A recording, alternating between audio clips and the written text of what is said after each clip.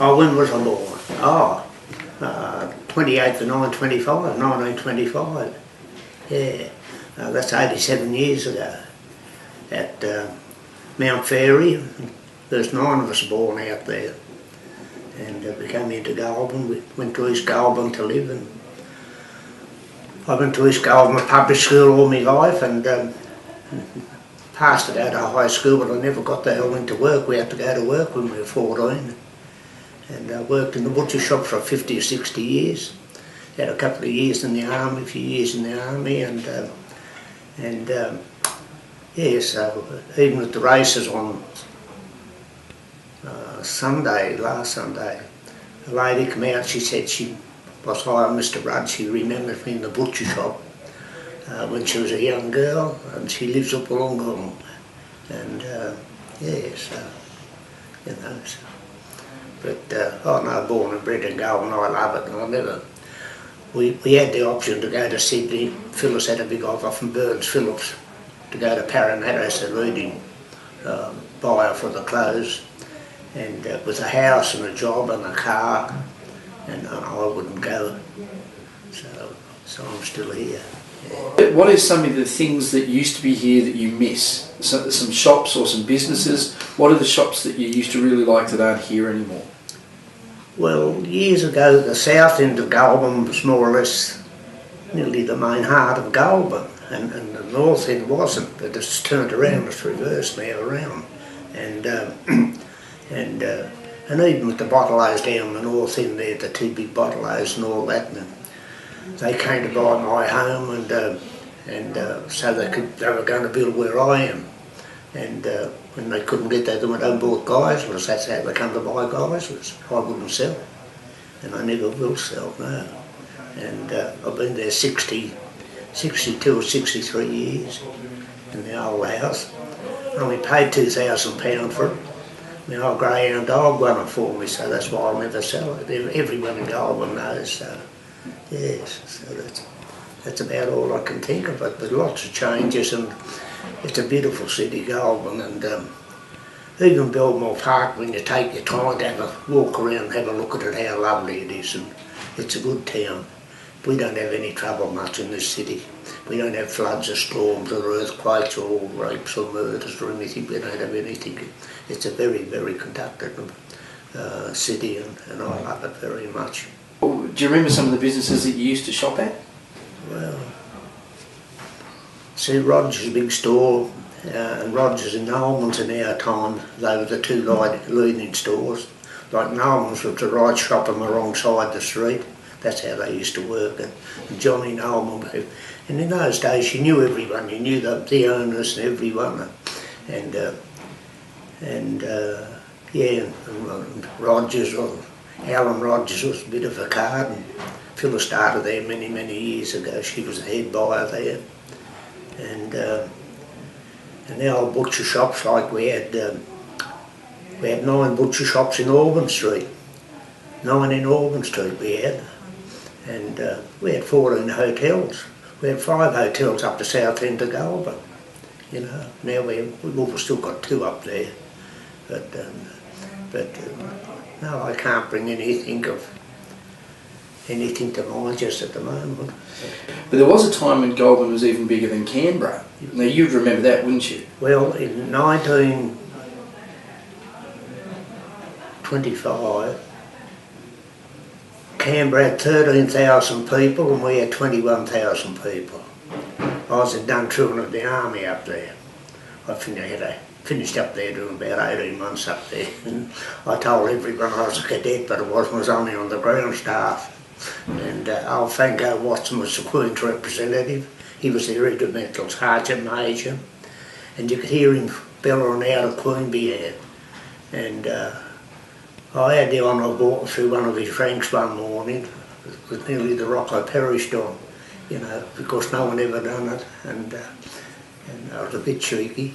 And yeah, old Fango Watson, but yeah, they only had about 13,500 people like this, Marnica and Kingston and the main suburbs, and the old Monglow River wasn't as big as the Macquarie River, and you know, And they just had a little wooden bridge from Dumtree College over to the Civic Centre in those days, 1920.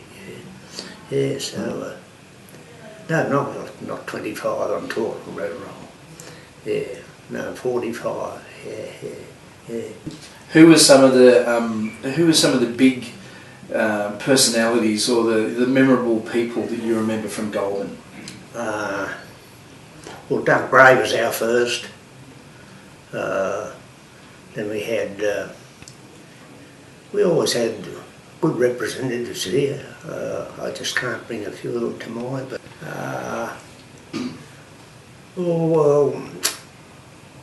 Lloyd, businessmen. I think Brian Keating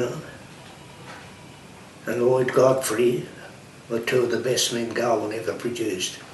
Yeah, they're still. I see Lloyd Godfrey every week out of Warwick or Care, and he still recognises me like he did yesterday. And I just put it, and he's like me, he can't hear too well, but he's 93, I think, Lloyd. And his father was the same. They had a wonderful name in Goulburn with the builders and all. A lot of my relations were bricklayers and, plasterers and all that. And they could only ever speak well about old Tom Godfrey and Lloyd Godfrey. Yeah, and I always say Lloyd Godfrey and Brian Keating were two of the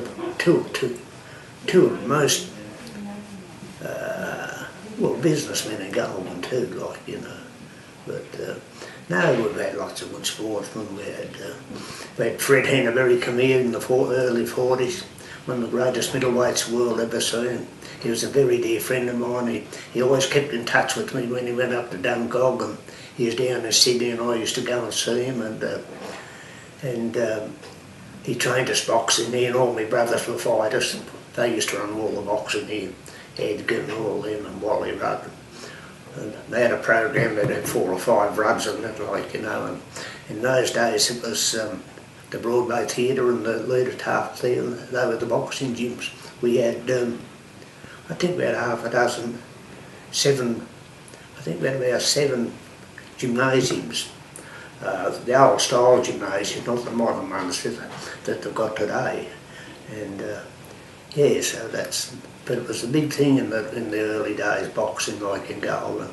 And if you were any good, if you get up around the 6 or the 8 round mark, you'd get £1 a round. Well, the award weights was only £3, 7 and 6 in those days when I was a kid, and my brothers used to get £1 for fighting, £1 a round. It was good money. And the chap named Frank Russell run it. He used to live opposite the Target shop there, where Tommy Elliott is, and they went down to receive their money one particular night after the fights, and he blew through with the money. Old Frank Russell did them. I was only a kid, 14, but I remember them pretty well. But and I think, like over the years, we've had lots of good footballers, who Alan Fitzgibbons, Craig, and Gavin Miller's about the best I think we produced. You've got to be honest with him. And I think a lot of Gavin Miller. I've never seen him in trouble or anything like that. He's always been straight and always looked after himself pretty well. And so that's about all I could bring to mind. If you were talking to someone from out of town and you're trying to tell them why you love Goulburn or why they should live here, or what would you talk to someone about why you love Goulburn? Well, you've got to go through different stages of life, and when I lost Phyllis, the people were so good to me, and young ones and old ones, and they still come to the house. I've got 4 or 5 come every day. Well, little one come this morning before she goes to work, but I don't let them touch anything in the house. I just have the house the same way as Phyllis left it. And I look after it pretty well, and I have a lot of visitors, thank God. But I said to Dr. Renton, one sickness you can't cure is loneliness. And we had no family, Phyllis with no family, and all my family's gone, and I'm about the only one left, and I'm getting up towards 90, so you know. So it's not a bad innings, is it? We had the old skate rink here years ago. I was a skate boy down there. I was a caddy over at the Goulburn Golf Club. I could only get to the first hole, the bags were too big for me. They used to give me the 2 shillings and hunt me back to the clubhouse. Yeah, oh no, we had a lot of great golfers here. Bruce Devlin was a very, very dear, close friend of mine. And we went over to America a couple of times to see him, and him and Gloria, and yeah, we had a lot of good golfers here in those days, like, you know. But no, things have all changed around today with television sets and technology and everything, and it's a different world today. And the younger generation, I think they've lost a lot of respect, and you know, when you see them around the way they act and that, we were pretty wild, rough and ready, I think, but we never done anything bad, and we just go rabbiting or setting airlines or doing anything, any little, you know, but we never got into trouble in the streets or nothing. And the police had the authority to do whatever they like with you. But today they can't do anything. It's a different world. No, it's a different world. But that's about. Now, and I tell everyone out the races, you know, lots of people. I've been in the racing club 28 years. I've been on the gates and the bars, Freddie Cooper and I tell them at the gate when they come, like, they're in the best city in the world in Goulburn, like, you know, we don't have any much problems here. And I've got nephews over at Orange in the butchering trade, the same as I was, and they done a bit of boxing too, John Rudd and them. And see, but Orange went from 17,000, 19,000 to 42,000 people. And I don't know about Goulburn. I come in from Warrigal Care yesterday, and the sign's still there, been there 50 years, 24,000 people. I don't know where the census are, how they count them. There's 3 million houses going up in Goulburn. You drive around and have a look. I was only out looking the other day at when I was out at Warrigal Care yesterday, and all those new homes are just about getting almost completed, and all the streets out there, you know. Well, I was born here. My parents are buried here, and my wife's buried here, and Goulburn's a very, very safe city to live in, and always will be. I don't know why it is, but it is. And you'll have little run-ins with the young ones, but there's nothing serious ever happens in Goulburn. All the years I've been here, it's like, you know, the police would give you a kick in the backside and they'd say, get home and don't come back again, and you'd go for your life. But today they can't do a thing. I was talking to a chap out at Warrigal Care yesterday, haven't seen him for over 40 years. Everyone knew him in Goulburn. Les White, he was a policeman here, a great footballer, lock forward. Remember Les White? He played for Goulburn, I think he might have made country, but no, that's about all I can think of, to be quite honest, yes. It's a friendly place. If you come to Goulburn, it's friendly, it's safe, but is that what you'd say? Well, it is. We had a racehorse in Sydney racing. I told the Evening Post too, I love this city, and they sent me up the hats, and I gave them to all the people in Goulburn. Graham Begg had the horse, and he come to the gate one day to the racing. I said, "You've got a horse racing?" He said, "Yes." I said, "What's your name?" He said, "Graham Begg." I said, "Geez," I said, "You've got a horse of mine." He said, "Yeah, what's the name of it?" I said, "I love this city." He said, "I've never seen you before in my life." He said, "But I own a bloody horse." Like that, him and his wife, very attractive. And I said, "Well, everyone in Goulburn thinks I own it." And I told him I own it, but he was, and his wife said to me, "Well, we'll send you up a few more hats." So she sent me up a few more of the hats. I love this city. And it's a stud down in Victoria now. So that's what happened to my horse. Yeah.